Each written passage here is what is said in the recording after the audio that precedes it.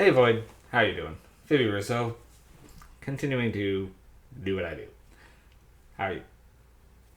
Okay, so I just like reviewing comedies because, like, what do I say? I mean, it's like the movie's funny, good. I feel like I always have less to talk about for comedies, especially for the movie. And also, like I've always said, it's hard to find things to talk about for good movies. So, Death at a Funeral, it's hard to talk about because it's really good. And again, it's a comedy and it's very funny. But what am I gonna do? Just go word for the jokes on here? It just ruins them. It's especially for this one, the delivery is really what makes it. So I'll do my best. Okay, so first off, this is the original Death at a Funeral, not the American remake, which is baffling. So I guess I could talk about that. So this one came out in 2007 and is a British stone-faced comedy directed by Frank Oz. So the most natural thing in the world, obviously, is to have a Chris Rock remake in 2010. Why?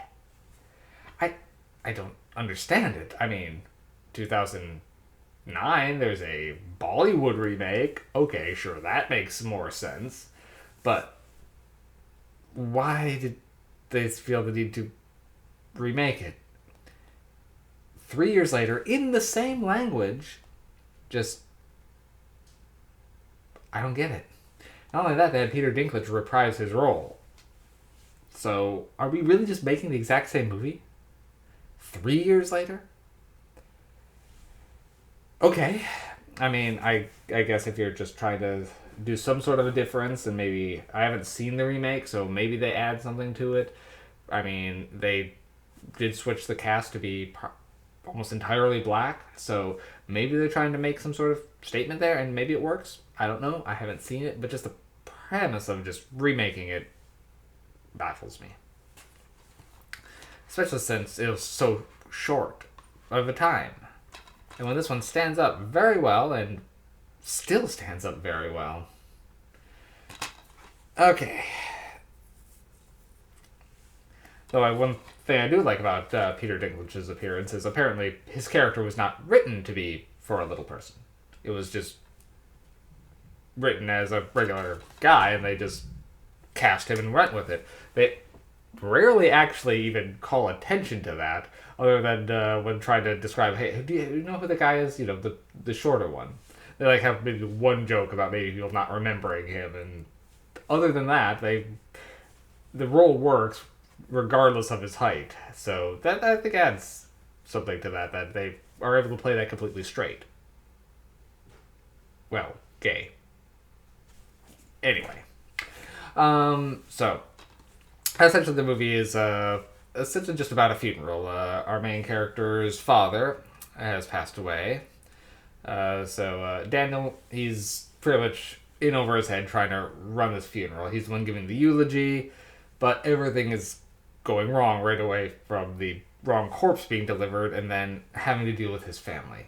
Between his much more successful brother coming in and everyone more expecting him to be doing the eulogy, to the Reverend, who is in kind of a hurry, to all the ins and outs of the wacky relatives trying to get here and do it. From the really cranky, wheelchair-bound Uncle Alfie, a friend of the family who's just so paranoid about everything, to a friend who's just kind of crashing the funeral to scope for a chick he likes,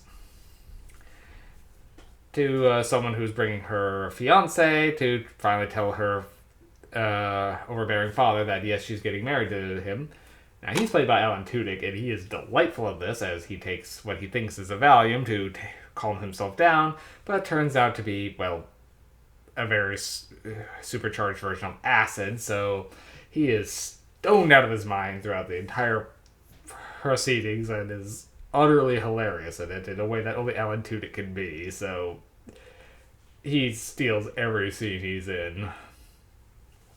So it's most of them trying to deal with all this on top of Peter Dinklage coming in and, well, starting to blackmail Daniel to get what he views he deserves since he was left out of the will. Now, no one knows who he is, and that's just adds to the proceedings of what is his connection to their father.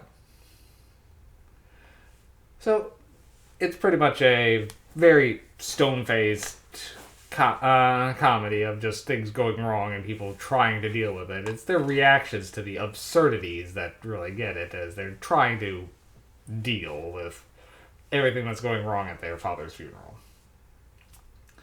It's well put together, and the movie does have a good amount of heart to it also. But there's just so much going on. It's a great ensemble that's just throw a bunch of wacky characters with their wacky problems together, and now everyone has to deal with everything. And it works. For me, this is a very funny comedy. It's 8 MacGuffins for me. I really do enjoy this one. I really like Frank Oz's work in general, so this one's definitely up there. It's very funny. The British version is great.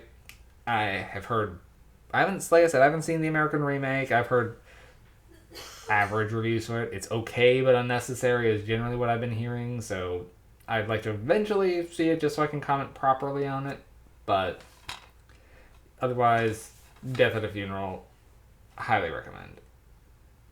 Alright, that's all for me on this one. There, got through another comedy review. Now I can get back to my usual spooky stuff. See you later, bud.